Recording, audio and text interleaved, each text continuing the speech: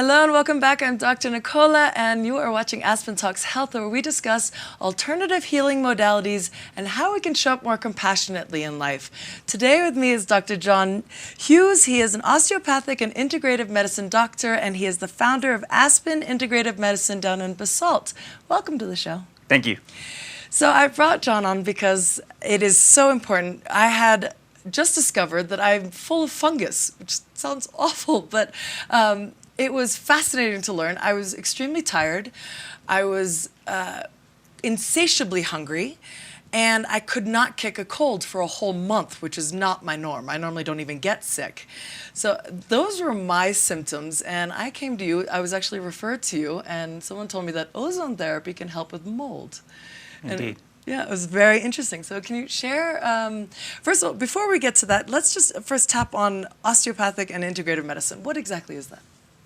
So osteopathic medicine is a field in the United States of medicine that has been around for almost 100 years, or maybe a little bit longer. It developed alongside what's called allopathic medicine. Most medical doctors, MDs, are allopathic doctors. Okay. So what that means is they're allopathic. It means they're taking a drug and fighting a disease. Okay. Whereas osteopathic doctors in general are not as focused on fighting some kind of disease. It's not allopathic. Basically, is you have something that causes this, and you're going to fight against it. Osteopath, we look at musculoskeletal function. We look at the whole body as we try to help the body get better health. Nice. So, one of the founders of osteopathy said that anyone can find disease, but find health, and so that's what I try to do with most of my patients. Yeah. Is accelerate their health. Sometimes that means overcoming disease, but this isn't disease care, it's health care, and we're trying to give the best. Integrative medicine, in my humble opinion, is basically the best Hippocratically based medicine out there. And what I mean by that is that most medicine is founded on the idea of do little harm. Hippocrates was said to be one of the fathers of medicine. And osteopathic and integrative medicine is the idea that you are using the least harmful technologies, science, to improve someone's health. So I like to say I use the best of modern and natural medicine to help patients get better. Yeah. We're not advocating modern medicine or modern allopathic medicine. We're just integrating that with the best of what we know from ancient traditions and other non-drug therapies that already exist. Yeah, well, from my one little experience with you, it was you are quite a master at the latest technologies and all these different, finding all these natural ways to heal. It was very interesting. Well, thank you. Yeah, you had like a bag of goodies that you, it was great. Yeah, I grew up, my father was a pretty holistic dentist. Some people call these dentists biological dentists. And what he looked at as a dentist was environmental problems that might be a cause of disease. He was what's called a Weston Price dentist. And Weston Price was a dentist who looked around the world in the 50s and saw that primitive peoples who ate close to the land and ate more natural foods, less white flour, things like that, less sugar, had much less dental caries, even though they were more primitive peoples. And at that time, we thought modern society was the best thing, and we were, especially in the 50s, starting to eat more foods with pesticides and more processed foods, and this was in the face of that time period, a really unique concept that, hey, primitive peoples actually might be healthier than we are. Right. And so my father, grew up in that ethos, and I kind of got that from an early age. So nice, wonderful. Yeah. So how does someone even know? I had no idea I had a fungus issue. How does you say the first step is getting tested, but how do you even know to get that's an issue or something to look for? It's a very good question, and interesting, where you live is definitely a factor. We know that mold, and I grew up near a lake, so we had a little bit of mildew and mold in our house just because we were in a moist environment. So if your clothes smell a little bit like damp, or it's a moist environment like we have in Aspen where it snows a lot, or the buildings have been around a long time, yes, there's a good chance there's probably some form of black mold or mildew in your house. Interesting. What we can do to mitigate that is certainly, there's environmental people that go out and do things to your house that get rid of that mold, but sometimes it can be in the wallboard, it can be in the wood fibers. If the house is very old, there's a lot of other places it can be hiding out. If there's ever been a water leak in the house, there's a good chance that mold, which sounds like, oh yeah, it's just mold, we eat cheese mold and blue cheese or something like that, is a toxic thing. And interestingly enough, I've had not to belabor this too much, but I've had a patient or two who's actually gotten cancer from some of these mold toxins. Wow. When we do know that the toxins from mold, especially airborne toxins, are very dangerous for all of us. Yeah. So getting rid of those types of mold toxins by looking at your environment is definitely important. Symptoms that a patient might have of mold. I currently have a patient who's like, wow, every time I eat something that's a carbohydrate or a sweet, I feel a little brain fog, or I feel a little sick, or I'm craving those foods. Yes. And I think that can be another symptom of mold or fungus. I mean, we hear a lot about candida, so you don't want to eliminate that. Candida overgrowth, I think you had mentioned it, like if you eat or had a lot of antibiotics in your childhood, for example, candida can be much more, or even mold toxins can be much more readily prevalent in your body. So I think being careful what you eat, if you drink a lot of alcohol, or whatever you do, if you're partying a lot, you took a lot of antibiotics as a kid, and you live in a moist environment, there you could be at risk for having some kind of mold. Some people, it even gets their lungs. You're coughing a little more. Maybe you're a little more prone to sickness, or it takes longer than your friends to get over. There's definitely a factor there too. So bloating, gas, I mean, those are typical candida type symptoms if you're having that a lot. Yeah. So it's probably worth getting checked. Yeah, the minute I have refined carbohydrates, like a zucchini muffin or something like that, a vegan gluten-free one, I can tell you eat a lot of those. Yeah. I crave it like crazy. Yeah. The next day I'm waking up, I'm like, I want more. Yeah, and part of that is just wheat in general. That's true. It's wheat. I mean, wheat, as we know, has been refined in the past 150 years from what was a lower gluten wheat at one time, and now it's much more higher gluten. That has an opioid effect in the body. Right. If you read books like Grain Brain or Wheat Belly, and that can definitely be a factor in your addictiveness. But these mold, fungus organisms, they crave these types of sugars. So they're readily available sugars that they can live in the starches or carbs very easily. So that's what you have to be careful of. I read a report that they've discovered 15 opioids in wheat. It's incredible. Addictive opioids, we know. I mean, who needs to go get heroin? I mean, just eat your bread. Right? I've also read that heavy metals, a high level of heavy metals, can create an environment that's more susceptible to mold. Is that In true? general, heavy metals are just going to suppress your immune system, kind of like antibiotics. Antibiotics are just toxins, right? So heavy metals are toxins. And what do we think about heavy metals? Heavy metals might come from mercury fillings in your mouth. That's one of the biggest sources for a lot of humans, and that can poison them over time. All those fillings are always leaking gas. If they've been 30 years or more, they're leaking actually liquid mercury. So it's like swallowing pieces of a thermometer every day. And chewing on them or putting hot fluids on them, you can definitely release more. My father was a dentist, so I got a lot of that, honestly. But heavy metals are neuroinflammatory. They can lead to autoimmune conditions, and they ultimately can suppress your immune system, making it harder to overcome viruses, molds, candida. And it's interesting. I think a lot of and I don't know if it's proven, but a lot of these organisms actually take in those heavy metals. So if your body's releasing them, and a lot of the way your body releases it through your liver, it dumps right back into your small intestine, large intestine, then that's where they're going to live. They're going to concentrate those. They're going to kind of surround themselves with these toxins so that your body can't get to them. Oh, interesting. So. Yeah, I don't understand how I have high levels because I have only white fillings and I don't eat fish, which are the two normal sources of mercury. Yeah. Welcome to Colorado. We are a mining town. I mean, Aspen wasn't a ski town, as you know. This was a mining town. Even Hunter Creek, not too far from here. Right. That was a Superfund site. Right. That they just built on. So we're surrounded by lots of not only radioactive heavy metals, but also, mining tailings that have been there for years. Wow. So it's all leaching into our water to some degree. Interesting. And the symptoms of heavy metals? I know brain fog is one. Yeah, brain fog is definitely one. I mean, patients who have really bad heavy metals, they'll feel sick, they'll feel nauseous, even when they eat anything. Yeah. So they're just fatigued, lethargic a lot of times. Brain fog is definitely a big concern. Ultimately, these can lead to peripheral neuropathy, and overall autoimmune types of conditions. Right. So, and Wow. that's where I oftentimes look first for people who have chronic mold or chronic toxicity issues. Let's look for heavy metal because it's just in almost everybody. Interesting. So. And so let's shift gears to Yeah. solutions. So tell us about ozone. How does it work? Ozone. Yes. So shifting to ozone, I mean, how I got to know you, you're like, hey, can I do an ozone treatment in your office? I was like, what do you want to do it for?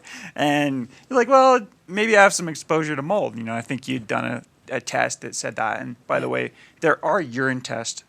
We've been working with a lab called Great Plains Lab Okay. that does a lot of urine tests. You can call these up. It's a urine test, so your doctor can order it. They don't have to do any work. Take it home. And it's about a $200 or $300 test. Very simple to actually look at how much mold is in your body. Right. And I think the test that you did was actually what's called a biomeridian scan. It uses an oscilloscope to actually kind of look at the frequency of mold and see if it's in your body. So some pretty cool tests out there that aren't thought of that can be easily accessed by most patients. Ozone is a very potent antimicrobial agent. So why is that? Because it releases O3. So O2 is what we're breathing. You know, Right. Aspen, we have 19% oxygen in the air, and the rest of it's mostly nitrogen and a little bit of carbon dioxide. Very stable gas, right? So the air in our body is not reactive. It's not hurting us. But if I breathe ozone, right? We talk about ground level ozone in big cities and smog. That's not something I really want to breathe because it's a very reactive molecule. So ozone is a toxin in the air. But if we concentrate it, make it with medical grade oxygen gas, and we make it through like a plasma ionic process, make it right there in the office, put it in a syringe and inject it into your body or inject the blood. And I think that's what we did with your body is we took your blood out, we put ozone in the blood with some saline, dripped it back in. Then what it does, it's a very, very helpful nutrient to the body. Why is it so easy to put in the body but not breathe? Like, why is that safe? Yeah. Well, it's because we have these antioxidants called glutathione and SOD in the body. Antioxidants protect the healthy cells along with an enzyme called catalase from getting oxidized by ozone or harmed by ozone. Or, however, you can certainly go over their level, but at the right doses, we can basically give you an ozone treatment that creates oxidative therapies that are 4 times stronger than hydrogen peroxide.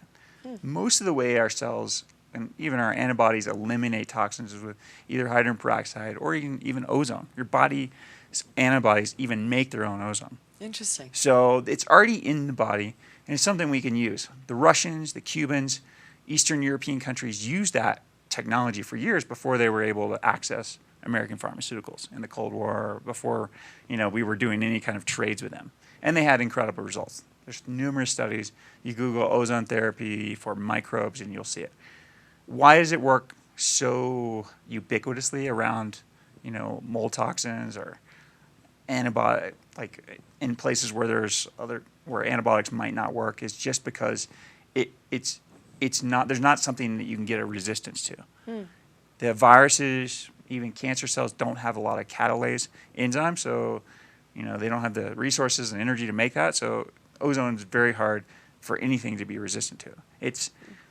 It's just going to get burned up and oxidize anything that's in the body. The other really cool thing about ozone, not only for microbes like mold toxins, for example, or mold itself, but it can also get rid of the toxins associated with mold.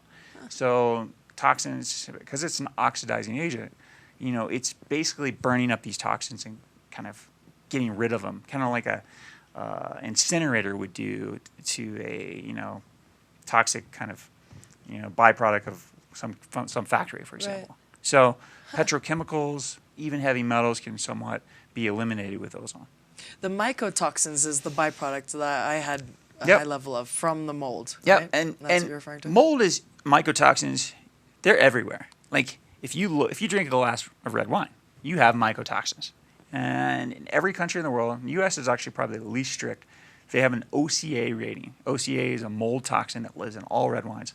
Interesting enough, you get a wine from a fruity area of the world, it's definitely more likely to have, or a warmer area of the world, it's more, or fruitier wine, you're going to have more OCA in it versus maybe a little drier wine or a little less like sweet wine. Less sweet. So OCA is something we're all dealing with. Mold toxins are something we deal with. It's just when they become too much for our immune system to kind of handle. That's when it becomes toxic and super dangerous. And so if you're drinking a bunch of wine and you're living in a moldy place, then that might be part of why any of us could get mold or mold toxins.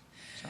Are there any other, we'll come back to ozone in a second, but are there any other solutions to the mold in addition to ozone therapy? Well, mainstream medicine, essentially enough, has a couple of different medications. There's actually some new ones out, and I don't know all the names. So we've typically given for candida a drug called diflucan, nystatin. Those are very commonly given if somebody has a chronic fungal infection.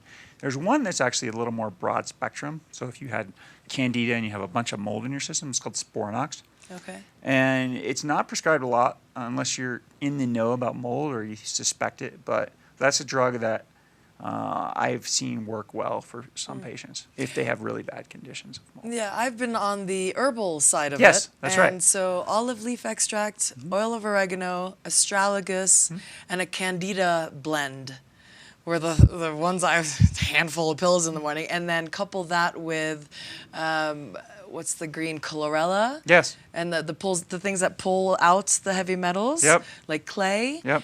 And I noticed within 2 days of that regimen, just a handful at night of those pills, I wake up the next day, I am not craving the food. I have my energy back. I'm creeping up on the list on my spin class to slowly getting to not number one, because this town has Someday you'll be number one. One day. This town has got some serious athletes. But yeah, noticeable difference in just a couple of days. And I think coupled with this ozone therapy, that was the whammy. Good. Yeah. Well, and some patients I do even more extensive ozone therapy. What we've also been doing is using something called phosphatidylcholine with ozone to actually drive the ozone deeper. And so that's kind of the unique thing. Sometimes I use bicarbonate IVs because bicarbonate alkalizing your body is definitely helpful for getting rid of mold and helping those toxins not be a problem. So you're on the right track. And a couple ozone treatments, the antifungal, mold herbs, you're on the right track. Yeah. And the biggest thing is you don't want to poison your gut as those mold toxins or mold die off and release their toxins. So that's where the bentonite and silica or chlorella also help. They're absorbing the toxins that happen when you get the mold die off. Right. Combining it with something that's going to bind to those toxins and pull it out of the system is really important. Good point. So. Yeah. Also, the acid level, that's interesting. I think reducing probably the animal products and shifting more towards a plant-based diet. Yep. Much more alkaline definitely products. And I'm not a total vegan or vegetarian. However, I was at one time. I think what the problem with a lot of animal products is they're way overconsumed. Yeah. Even the plant-based diet, people will say, hey, it's about 95% at least of what you're consuming to make it plants.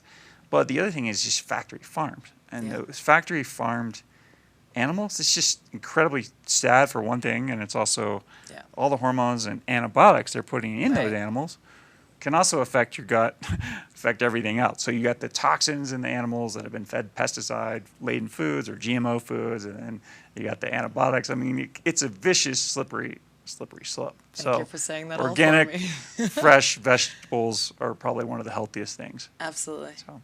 Thank you for saying that. Yeah. What else can ozone therapy help? Ozone is also used orthopedically or musculoskeletally, and a lot of what I do is it's injected along with another substance. So I inject PRP, which is a whole other topic, but I take people's blood and I spin out their plasma.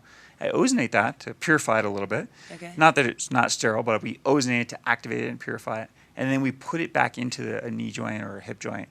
A lot of meniscal tears or things like that, or rotator cuff tears is what I see on a regular basis. Injuries to low backs, facet arthropathy. I see a lot of that, and I chase everything with an ozone bomb of gas. Ozone is used in Germany to to sterilize every patient after they've had surgery. And Germans have the lowest rate of any kind of post-surgical infections of any other country. So it's a very potent sterilizing gas. It's unfortunate that we don't use it after every shot because I think even with cortisone shots, it would be very helpful. It's also anti-inflammatory. and it spreads throughout the tissue. So you put a shot into, with PRP or even cortisone, and then you put the ozone in afterwards, and it's going to nourish the tissues and help the tissues in a unique way that was help. I mean, a lot of tissues, they're injured and they're not healing, or they get scarred up because they don't have enough oxygen. You get more oxygen, you get more blood flow, you get more plasma to the area, and things heal up pretty well. So a lot of that is what I do with ozone. Ozone is also a metabolic activator, and what that means is it donates that extra O3, that third molecule of oxygen, donates it to the mitochondrial electron transport chain. That's how you make energy. So whatever you're doing, whether it's a healing process or a detox process, ozone is going to speed that up and make it work effectively because it's making the mitochondria of your cells work much more efficiently. Very interesting. That's probably why you ran faster or rode your bike faster in the spin class, because it was a metabolic activator. Not only did we kill off a few mold toxins too, or got rid of mold toxins, but very interesting. And no side effects? It sounds a little scary, but is there a risk of having too much ozone?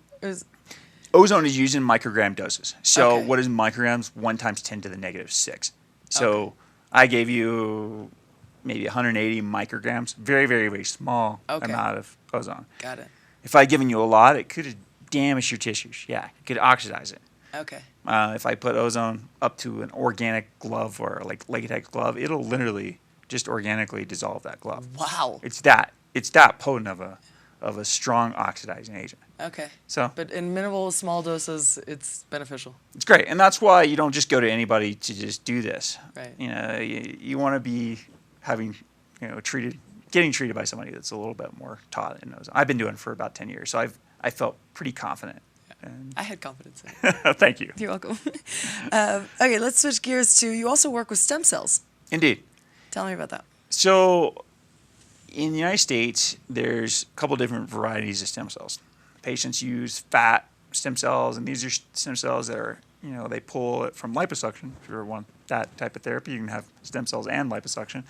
And they pull it from your belly, sometimes your back, and they concentrate out that stem. They actually break it down with something called collagenase usually, and they concentrate it, and then they take what's called the stromal vascular fraction, and then they re-inject it.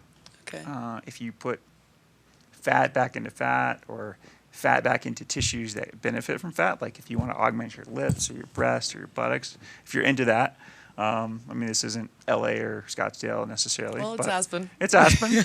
Then people get some benefit from that. And fat is really good fat stem cells are really good when they go back to fat. And oftentimes they'll do fat transplants. I'm sure you've heard of that. Yeah. So it nourishes that new fat and helps it to morph with the tissues that are there. So it turns into new fat stem cells. The challenge is when you throw fat stem cells into joints, it might nourish the tissues, but what happens is those stem cells within a week, they're actually gone. They just literally open up their contents, the cells do, and they nourish the tissue because it's what's called a non-homologous use of stem cells. Okay. So that's one form. We also use bone marrow stem cells. Stedman Clinic, I think maybe even some orthopedic clinics around here and around the country are using more bone marrow stem cells to help orthopedic injuries. Same kind of thing though. These are stem cells that are a little bit more grown up, and they turn into tissues where they came from, but they don't necessarily turn into tissue. So if you put bone marrow into bone marrow, which we've done actually for leukemia patients for years. So that bone marrow transplant, I'm sure you've heard of that. Yeah.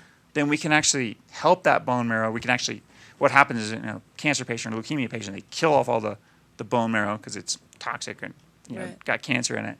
And then they just put new bone marrow transplants in there. So bone marrow to bone marrow actually creates new bone marrow stem cells and all as well.